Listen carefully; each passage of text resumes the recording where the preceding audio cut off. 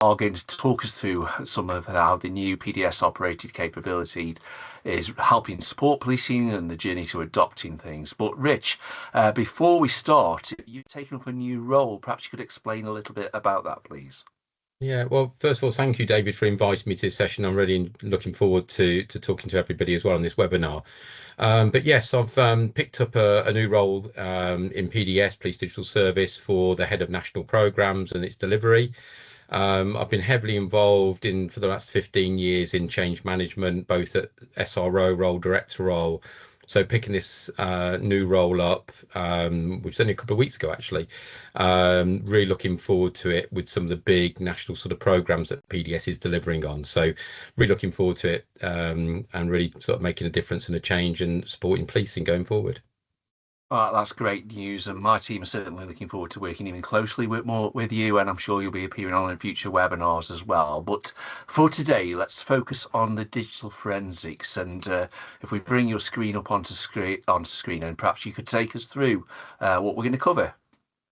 Yeah, thank you, David, and thank you, everybody. What I'd like to cover today is a sort of a case example of how we've delivered a national forensic capability. The one we're looking at is obviously the fingerprint one here and the sort of the cloud-based platform for that. But it's more, I think, about the principles of what we've gone through and the steps we've gone through in terms of how we've delivered that into sort of a national capability, which is really important, particularly in the policing space, about how you deliver that sort of standardization and approach for all our customer base. And then also the steps we've taken on that journey as well. So that is really important, I think, to sort of articulate that, the hard work and show that in a real approach and our methodology. And then finally, just wanted to capture on the insights for what we learn and sort of just, and then personally my view, but I thought that might be quite useful for this webinar, David. That we basically divided up our sort of national capability, and you've got to take it at this point, the build and design had been done. So we had the capability, but none of our customer base had actually received it at that point. So we divided it into two phases, phase one, phase two, quite simply. Phase one, very much in terms of looking at the sort of the go live. So what I'm talking about here is how did we deliver this full, and it wasn't a widget, we're talking about a full end-to-end capability, cloud-based technology at the same time. What do you have to do to multiple organizations rolling out that sort of piece? And within that, obviously, we have a very big commercial element within that phase one. The information assurance around that, when you're talking about obviously new capabilities in cloud technology. The training was key as well in terms of that. So how do we deliver that training for people taking the new capability, a new way of working? Service management, can't forget that, because once you switch on the capability, who is running that capability for you and managing that ongoing business as usual piece as you move into phase two that I'll cover later. Technical, how do you deliver a national capability, but then still work with your customer base in terms of their technological platforms as well. And then finally, the comms and engagement approach within that. So that roughly covered the areas that we covered during phase one. So when the actual approach and the steps that we undertook, first of all, there's, as you can see across the top, there's kickoff, change agents, training and engagement. The big one was the sort of the kickoff event, which was the engagement, and this was face to face. This was having, as I've just covered all those different areas under phase one. We made sure that within the program of work that we actually had a specialist on our side that would engage directly with the specialist on the customer side or the force side. And that was really important, so that there was a direct contact. There was that built out through the whole relationship of the kickoffs. And we had a session where we would run through everything that the customer would have to do to take the capability. We also did a massive piece that's not reflected in these slides about reassuring. Reassuring was really important at that stage to make sure that we gave timescales, what we would be responsible for, what the customer would be responsible for, and really sort of setting that building of that early relationship. As we moved into that, the change agents were key.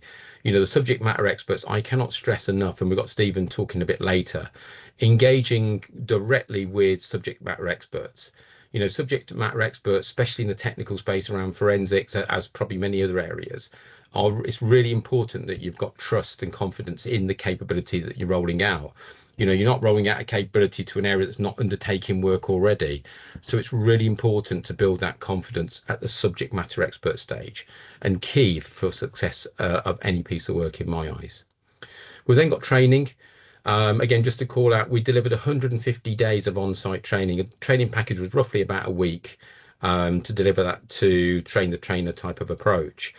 But the reason why that was really important as well, when we were doing the training, it linked into the change agents and the feedback we're getting on the capability as well, which was just invaluable in terms of when we were delivering this as well. So the experience we had from that and the feedback, Steve's going to cover later, but again, a critical element of those steps.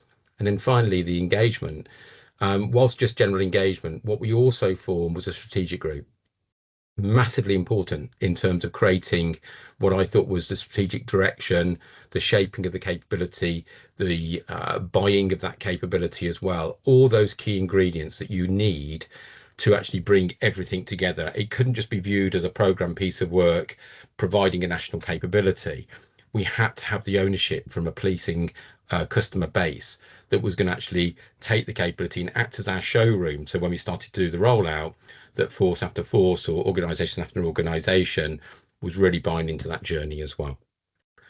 So, Rich, a lot of the work we're doing at PDS, we're talking about the blueprint delivery for technology. Could you expand on the success of the approach that you've experienced in the digital forensic space? Yeah, sure. And if we go on to the next slide, and I'll cover the blueprint part after that as well. So, it's easy to talk about what you're going to do or what what you want to achieve, but we actually have done this. So we've actually delivered it to the 43 forces, the organisation, in terms of what we've rolled out. And from a technical perspective, our target was 90%. We actually achieved a 97.25% of customers onboarded. The 2.75% missing there will be covered from this year as we start rolling out completely to everybody. But that was, again, not a fault of our own. That was more forces needing a little bit more time in organisations. But again, a huge achievement, achieving 97.25. And what I will say, that it was seamless. We didn't have really any problems in that approach, and we got better and stronger as we went with our technical rollout, which was really important. We also got funding for live service as part of that. So, we actually baked that in. So again, not just a capability handed to policing. We actually brought that into a run and live sustain run as well. That's now covered in terms of its costs, which is critical for its sustainment going forward. And it was a superb bit of transitional support in that as well. As I talked about, those change agents, the kickoff events, the engagement that we've done during that whole process has been incredible. And we've gained a lot of friends during that journey at the same time. And then finally, what we've done as part of that success, we've measured it. So what we've done with the milestones, we've done a tracking of, as forces have moved through that to the 97.25%, we've done key milestone tracking and highlighted that all the way. And that has been, again, touched on with those sort of regular checkpoint touch points with forces. The success has been so great and so effective. What we've done, we've created a blueprint on how to do this now. I'm viewing it through the lens of sort of national forensic delivery and capability, but I think you can apply that in the wider principles, David, to all sorts of national capabilities. There's got to be a bit of respect of what you're delivering to and how, because there was always slight variances, but very much having a blueprint in terms of approach style, just going through those things I covered earlier, the steps, having that kickoff event, face to face, ensuring we're in the room with people. You just cannot add the value to that in terms of when you've got the confidence, and you need to build the confidence with your customer stakeholder base. That was like one of the key things coming out of it. And that wasn't the end of the story, was it, Rich?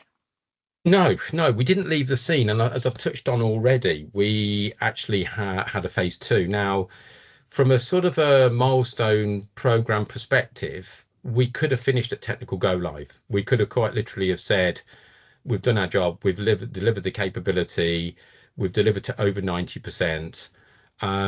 But we had a sort of a swell of the customer base and the community to sort of say, we need you to stay around, we need help, because when you're delivering something which is end-to-end capability, which has got culture change in there, the approach of bringing in what you do with new national capabilities, that sort of standard operating procedures, the best way of working. In forensics, it's quite interesting as well, because you've got a huge sort of accreditation UCAS sort of audited approach, accreditation approach that you have to meet as well with the capability. And there's sort of, if I can probably best describe it, in the world of forensics, if you've got accreditation and you bring in a new capability, you've got to sort of work out how you carry on with the old world, whilst in parallel bring in the new world and new technology. And that doesn't happen overnight when you've got inspection and audit, etc., to still comply to. And just to give a feel of it, going quickly back to phase one, that was about a year to deliver that to the 97.25 from start to finish. Was an incredible achievement.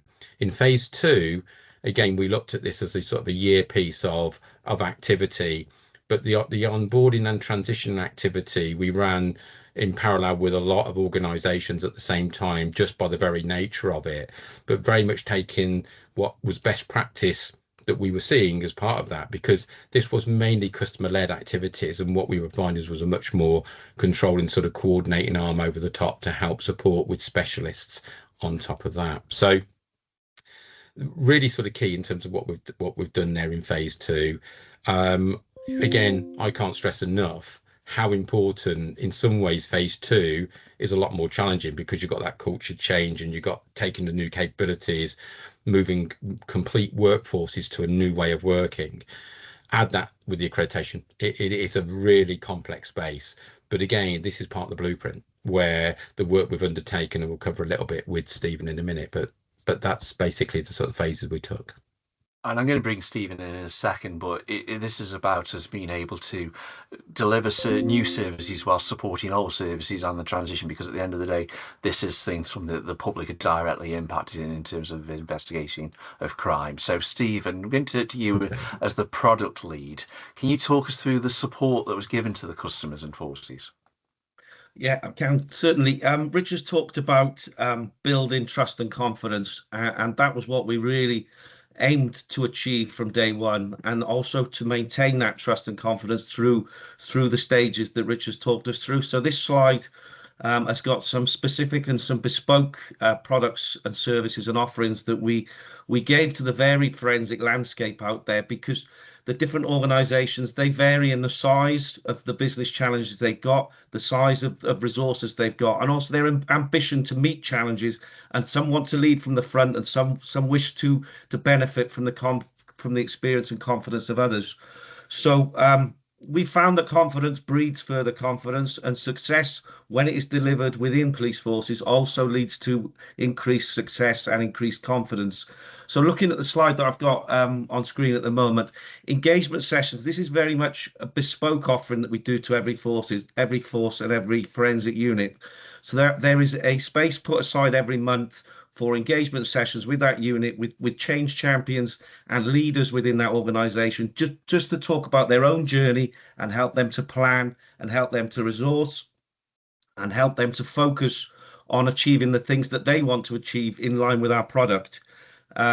Moving down the list on the left hand side, we've got a peer support group, which then takes that and moves it to a forensic community. So once a month we would put an hour or two aside where people could share their experiences, share how they've gone through challenges and how they've met their specific challenges, and also encourage each other to try and move towards a standard way of working, but also to have that group confidence within their business area and within their very important business space. Third on the list on the side is the drop-in clinic. So that was a time, bear in mind that the people, the stakeholders we deal with are spread out across England and Wales, and also our staff are as well, is an area put aside for a full afternoon a month where people can drop in and just raise any questions they've got or any concerns they've got or anything they're working through.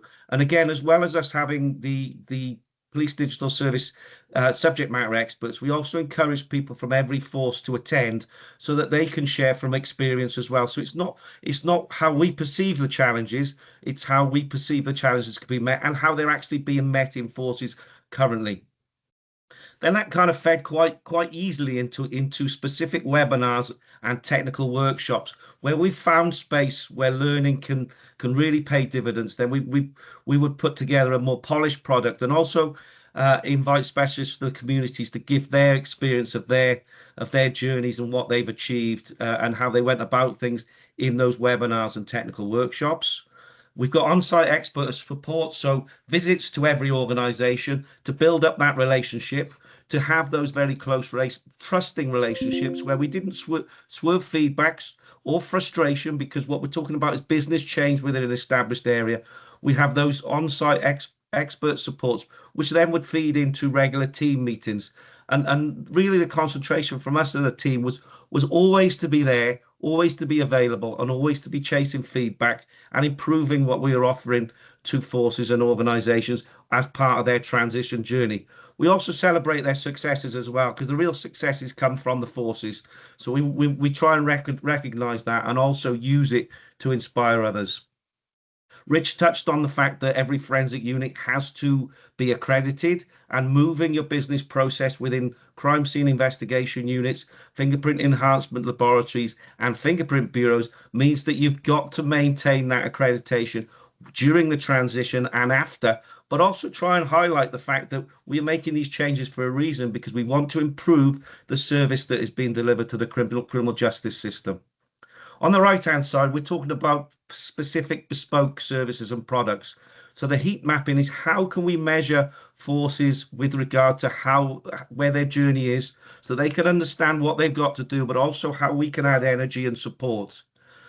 We're building up a vast library of learning resources, and we try to make it interactive. We don't try to give the same message in the same way every month. So we've got video demonstrations. We record webinars as you are today to try and make sure that we're not providing something that exists for a day, but actually it exists within that community and is continually being added to. So there's vast learning resources. As far as changing a whole end-to-end process within an operational police unit, we then have stood up some management training, so those people who see the bigger picture and see the complete journey of forensic evidence and the whole business delivery, we give them some management training to see where their role is and how it can help them to be more effective in their space. I talked earlier about some forces being more ambitious and some forces being able to resource their transition journey quicker. So we timetabled refresher training for those forces that needed a little bit of refresher and a little bit of energy and a little bit more from Police Digital Service in how to keep their momentum going, and also make sure that things don't get put to one side where they can't be re-energized. And certainly we saw our role as trying to make sure that we were providing the energy and the support wherever it was needed. In that accreditation and UCAS space, we've developed standard operating procedures on the actual use of the software, which we provide to forces to use, and it helps them with their journey and with the things that they need to provide in order to get their accreditation.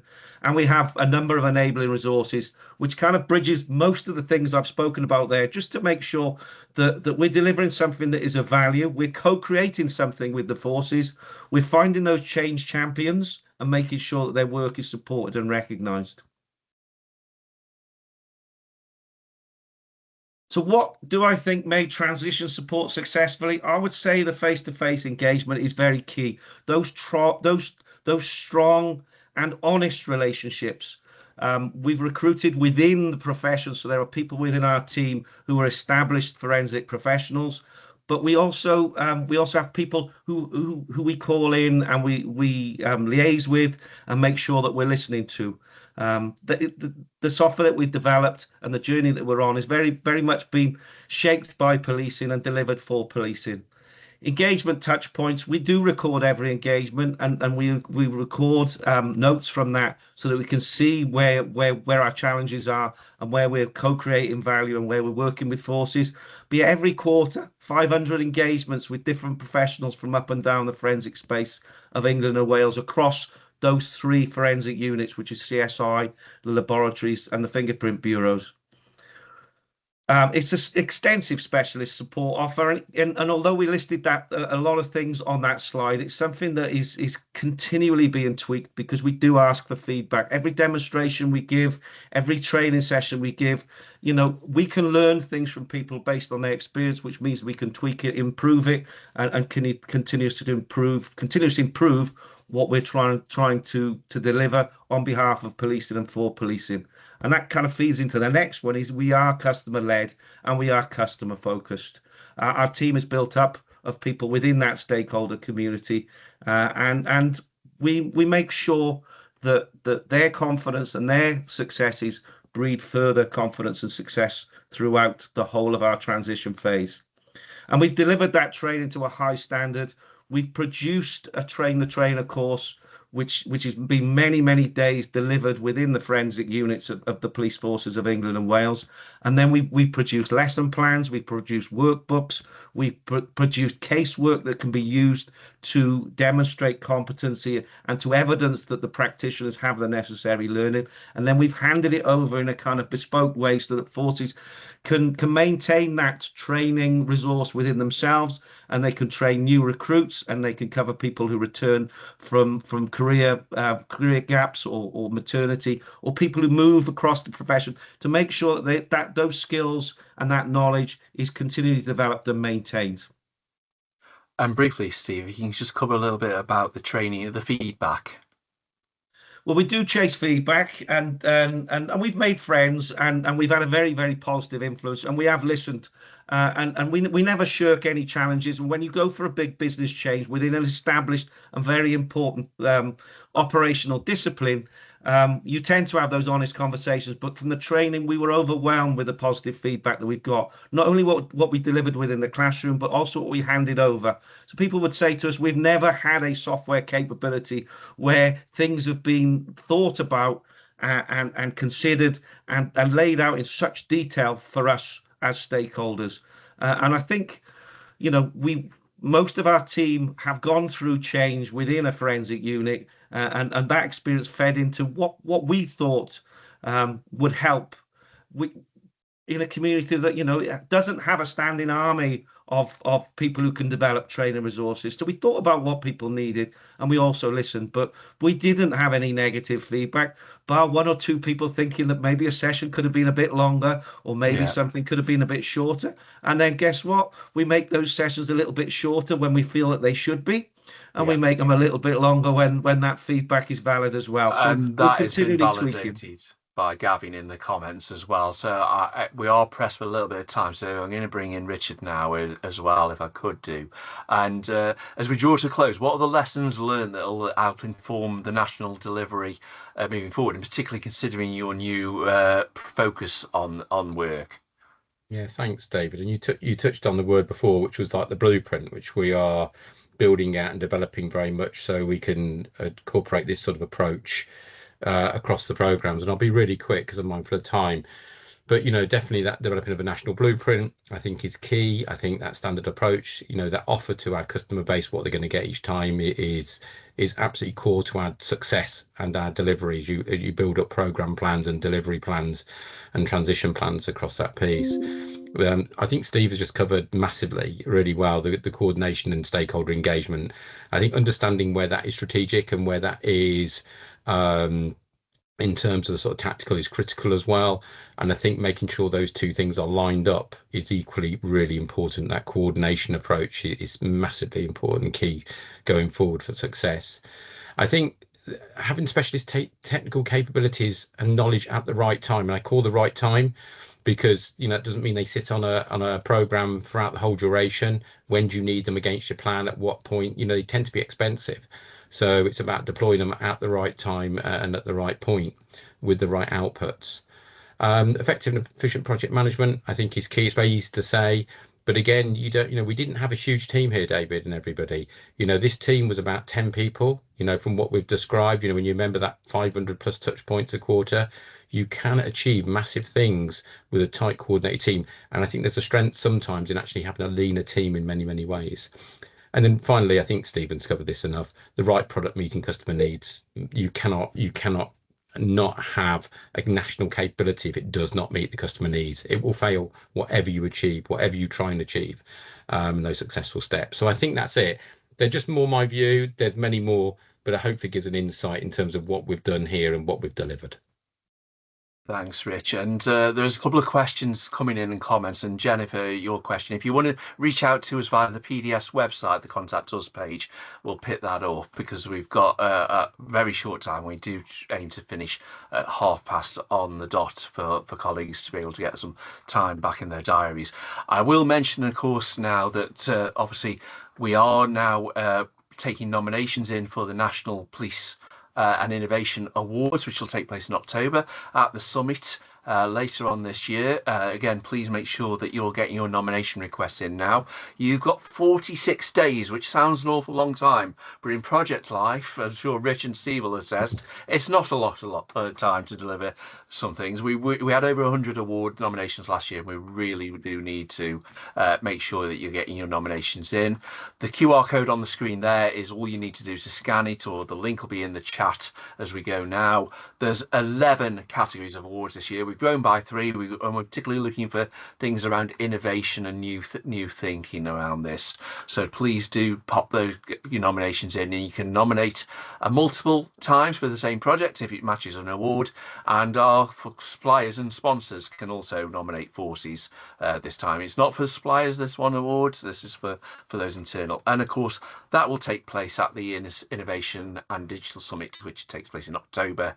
I'm just ordering gas-powered fire lanterns for the awards night at the moment, just to give you an idea of the sort of the detail we're going into. So please make sure you're along on that. And Mike and I will be doing a webinar in a couple of weeks' time on giving you some tips on entering those nominations for those awards. As always, we're constantly engaging with colleagues. We're going to be at the Emergency Tech Show. So if you want to keep up to date with what's going on, please make sure you subscribe to the page. I know a lot of you come today from the Force Collaboration channel. There is a calendar in the Force Collaboration channel of all the events that we think add value now as well. So please do head over to that and share the webinars on. I really want to thank Richard and Steve for supporting this today and sharing their knowledge. Thanks for your comments, questions. If we haven't had time to pick any of them up, we can always follow them up afterwards, and do reach out to us either via the Force Collaboration channel or the PDS website, and we'll pick up anything we can do. But thanks for joining us today, and we'll be back in a couple of weeks next week with a highlight of last year's awards. So please do join us for that. Thank you for your time.